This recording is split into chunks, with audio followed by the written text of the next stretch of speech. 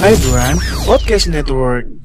Selamat datang kembali di konten High Story dari Podcast Hydran bareng gua Putu, dan kita akan ngebahas di balik pembuatan podcast Hydran untuk episode yang ke-28.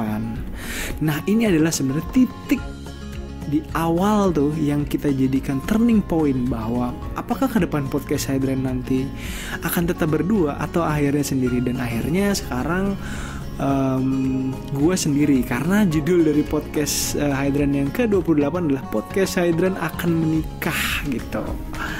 Siapa yang akan menikah ya? Gak mungkin gue dong, ini gue masih di sini buktinya.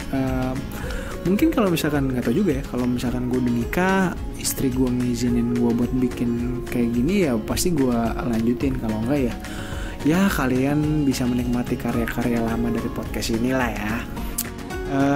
Di episode ini tuh durasinya 1 jam berapa gue juga lupa. 1 jam berapa ini? 1 jam 47 menit 1 jam 47 menit, dan ini diupload di 23 September 2019 gitu. Wah, ini 2019 akhir ya, pas gue juga lagi momen-momen agak krusial gitu terkait dengan kerjaan. Nah, ini sebenarnya agak-agak gimana ya, podcast Hydran tuh agak kira-kira pembahasannya tuh mulai dalam nih, karena pembahasannya menikah nih. Kalau udah menikah tuh kayak apakah kalau menikah kehidupan kita akan berubah atau tidak, kan nggak tahu. Nah, di episode ini ternyata yang akan menikah adalah Lemoy Pak Bahan itu. Jadi setelah 28 episode akhirnya kita membahas soal pernikahan. Di sini tuh gue nggak cuma berdua kok, ada ada effort juga gitu. Kondisinya juga sebenarnya effort waktu itu juga udah ada prepare buat nikah gitu. Jadi mereka berdua nih akan nikah, gue doang yang belum. Nah, si Lemoy ini akhirnya pas memutuskan untuk menikah, dia itu sempet seminggu sebelumnya cerita tentang, gue nih kenal sama si cewek ini, orang gereja. Terus dia sempet nanya, lu kenal nggak sama ini? Nggak tahu juga, nggak kenal gue. Terus dia akhirnya nanya dan memutuskan untuk nikah.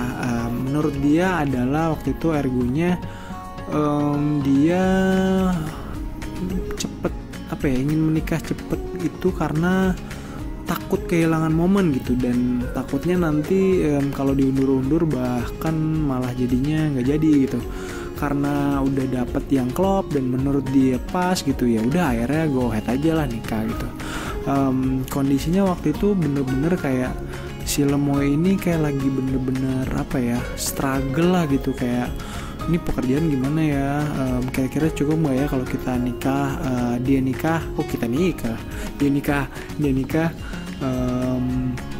sama si ceweknya itu, apakah kira-kira nanti hidupnya akan bahagia atau enggak. Nah, semuanya itu akan kita bahas di sini karena gini, ada banyak perdebatan gitu terkait dengan pernikahan, dan juga lagi-lagi kondisi.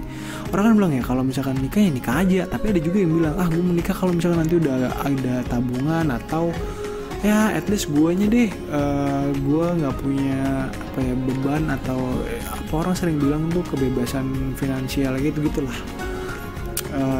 Dia tuh agak struggle di situ, tapi ya akhirnya kita kan ngebahas banyak pandangan kita masing-masing terkait dengan pernikahan gitu ya. Kalau gue pribadi kan gue bilang gue itu adalah tipe orang yang at least gue nggak mau ngebebanin orang gitu.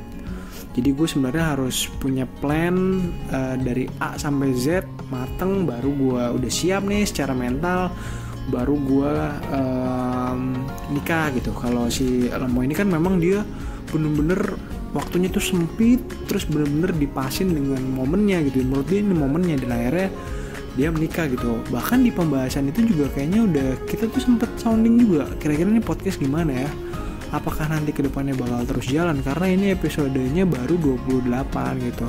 Dan dulu itu kan karena gue berdua, jadi pembahasannya sebenarnya nggak terlalu banyak hal-hal yang dewasa gitu kayak yang sekarang. Nah, ini adalah sebenarnya titik poin sih. Podcast ini agak mulai mikir nih, apakah ini akan dilanjutin atau enggak. Dan ternyata sampai 100 episode berhasil. Ya congrats lah buat Lemoy Pakpahan. Sekarang juga akhirnya udah nikah juga kan, kesampean, dan semuanya berjalan dengan sangat baik gitu ya. Ya puji Tuhan. Nah, kita bersyukur. Mungkin gini, kalau banyak orang yang mikir pernikahan itu ribet, ya memang ribet, tapi kan ada hal yang bisa kita ambil. Memang prosesinya begitu kan. Tinggal cara kita aja bernegosiasi dengan pasangan kita, dengan keluarga dari pasangan kita, nah gitu. Nah, dari lo, kira-kira menurut lo ada nggak pernikahan yang nggak ribet?